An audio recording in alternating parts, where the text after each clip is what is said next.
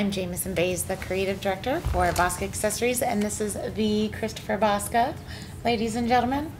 I have the privilege and luxury to work in a fantastic company for an amazing man who has taught me everything I know about product development, and that is no lie, and have some great adventures in Italy doing leather choosing. We have some good adventures in Italy, don't we? Yes, we do. Yeah.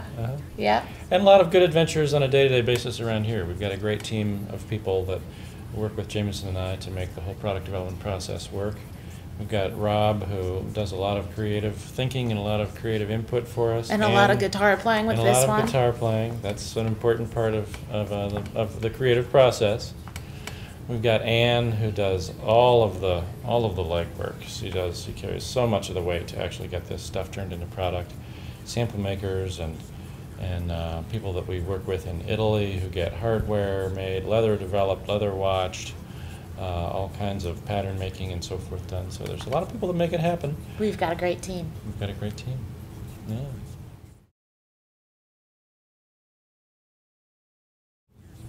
So where does it start, Jamison? Where does it start? Well, we do a lot of research for trend and color. We do a lot of internet research. We actually get to go to some pretty cool places. We have, let's see, we've gone to London and Paris and Ireland, Spain, Argentina, Iceland. You know, you never know when you're gonna find an inspiration. It's not always found in leather goods. It's found in art and music and streets, whether it be people or, you know, somebody spray painting something on the side of a building. A lot of murals in South America. Absolutely. Yeah. Inspiration so strikes anywhere. Wherever we go, we photograph. We remember, sneak we photographs. Take notes. Yeah, yes, we do sneak a few photographs. You could find yourself in a photograph if you're not careful. Oh, wait, I recognize myself there. I didn't do it. Guilty. Yeah, absolutely. So we do a little research. We come up with some initial ideas. We do a little shopping. We do some market research. We see what ideas are out there. Sometimes a little last minute shopping is known to throw a concept completely in a different direction. As what just happened. Yeah, I was in Italy and I saw something really cool. Really cool. And we had a collection pretty far down the road, and I zapped a picture to Jamison, and we both agreed that we needed to shift the direction of that development effort. So the whole thing kind of came down to centering around that piece. And the second round of samples were just to die for. And I actually carried 2 to Ireland just a few weeks ago. Yes, I know. I was looking for that piece. I wanted to carry that. I gotta tell you, it's the best bag in the universe. And side note, my awesome boss let me do this Avengers movie, and I carried it on the set, and everyone was like, "Great bag, great bag, great bag." And I'm like, it was really cool. You know, you feel like the cool kid in school. Yeah. Got the coolest bag. It's nice when people notice things. Absolutely, yeah. Which I think is what the brand and our product development effort is really about. It's about trying to capture a style and incorporate design that's not over the top, not designed for just design's sake, but design that really captures who we think the personality of our brand is, and conveys that in a tasteful, subtle way. I think you do a good job with that. I think you do a good job with that. Well, thank you. It's easy because we always end up picking the same color leather stitch and the same, like I can have 5 or 6 picked out and I'm that one, and then I walk over and I'm like, hey, which one? Let's go play this game again. Hey, let's see if I'm right. Walk over. He's like, that one. I'm like, I win. So it's never difficult. We seem to do that really well. We are on the same page an awful lot. Jamison is a much better designer than I am, and she's much more disciplined in the whole thought process that goes behind design, but we do find ourselves in agreement on the important stuff almost all the time. Yeah. Not all the time, but almost all the time, really. Yeah, almost all the time. It's uncanny, I would say. And that's fun, too. It's always fun. There's a good energy from that. Absolutely.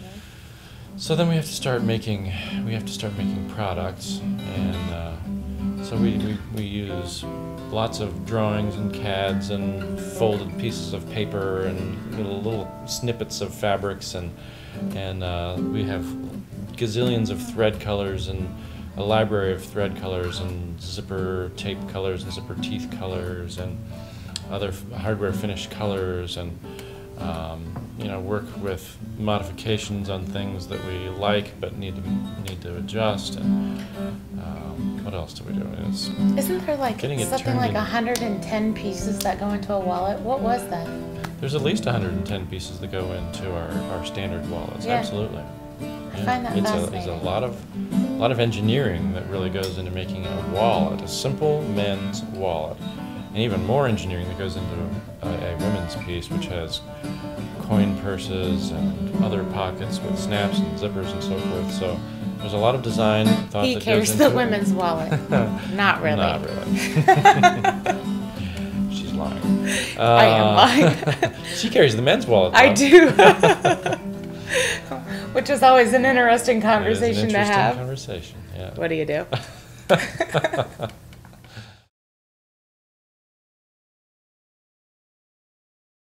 What happens then?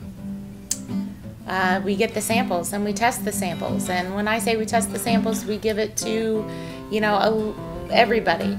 And then make them flip-flop and really make sure that we're hammering out all of the details. Sometimes, you know, we're in the middle of a product development piece and we've got to go and backtrack and hold things off just to make sure that when the product is launched, it's launched knowing that it's perfect. So that's the wear testing. Wear testing is a huge critical part of the thing. Boy, we've learned some important lessons doing that, haven't we? Yes, we have. And of course, you have to travel to wear test things.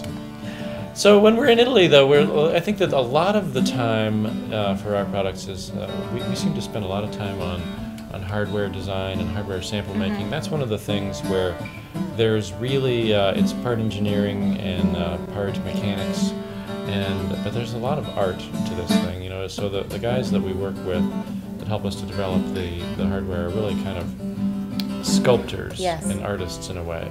And it's neat to see. You come with some sketches and they're like, you mean like this and like this? 1 second. And they walk back and they walk away and they're like, see? And you're like, yes. Ultimately. Boy, oh boy, are there 100 ways to be misunderstood, though. And io parlo italiano abbastanza bene, però it's pretty easy to be misunderstood in the hardware development effort, isn't it? So we end up going back to the drawing board a few times usually on that. And then there's the leather. And then there's the leather. We're constantly... Which is my favorite. Yeah. Oh. That cutting leather. I love to cut leather. I don't know what that means, but... But developing the leather is a big use of our time. Spend a lot of time in the tanneries. There again, it's not a product that it can be spec'd very statistically. It is something where there's a lot of art that goes into the look, the feel, the hand, the temper, the finish, the exact luster that you want, the amount of color that you want. To create a shade and yet not be too much coverage so that all you're seeing is color. You want to be able to see the natural characteristics of the leather.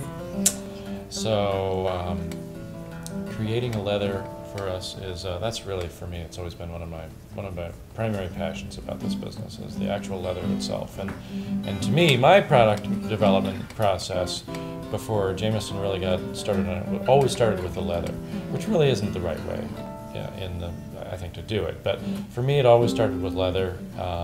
We still do that to some degree. I mean, I certainly, for my part of it, still start with the leather, and we go from there. Jameson comes at it from much more of a consumer trend kind of viewpoint. So I think that between the two, we've kind of got something that's very firmly rooted in the tradition of the business, and at the same time is very, very in touch with the world and our consumer, and the consumer as that person changes, as you know, one group of people ages and a new group of people come in to the market and become Bosca customers. I think that we've got a great balance of where we have been and where we'd like to go and where the consumer is going. What else do we do? Anything? So that's about it. Yeah, that's about it. Or at least that for a little, Monday. A little pixie dust and magic. Or smoke and mirrors sometimes. A little smoke and mirrors, little Little pixie dust and smoke magic. mirrors. Yeah. Well, then the Prosecco. Yeah, and the Prosecco. Yeah. Yeah. I don't know why I keep coming back to that. Prosecco. Is it We Prosecco do have time? some in the kitchen. Is it Prosecco time? We do. I can go and get it. Yeah, I think. We can pause. Yeah. What is it, 11 in the morning? Yeah, well, it's late afternoon in Italy. There you go. In Italia. In Italia. Yeah.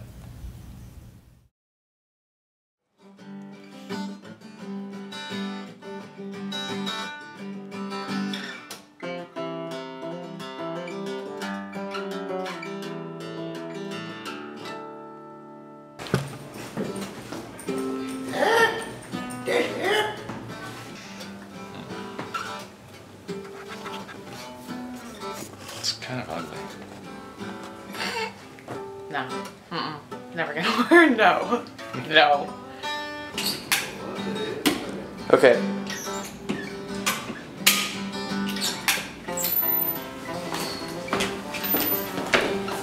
Jameson. Hey. Hey, Rob. Morning. Morning.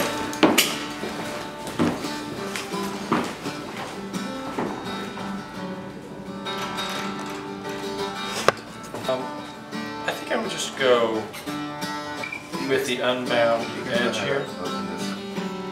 Okay. I'm not the expert on how to open that. Yeah, Are I'm pretty you? good at it. Okay, I'll go over here. You were saying? Pretty good? That's hot. Yeah. That's No, hot. that's super hot. Yeah. That's like edible hot. That's good. Yeah, that's That good. worked. Okay, good. Awesome. Okay.